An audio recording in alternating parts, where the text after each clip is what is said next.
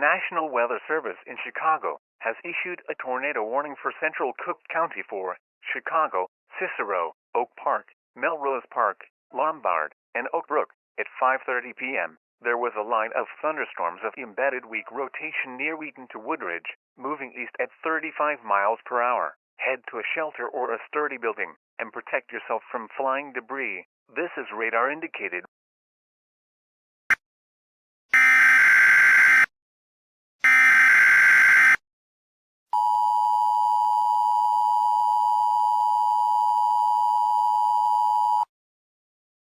The National Weather Service has issued a tornado emergency for central Cook County for Chicago, Cicero, Oak Park, and Melrose Park. At 5:45 p.m., a large and extremely dangerous tornado was found near Oak Brook, moving east at 35 miles per hour. You are in a life-threatening situation. Expect towns and buildings to be completely destroyed, trees to be completely debarked, and expect lives to be lost.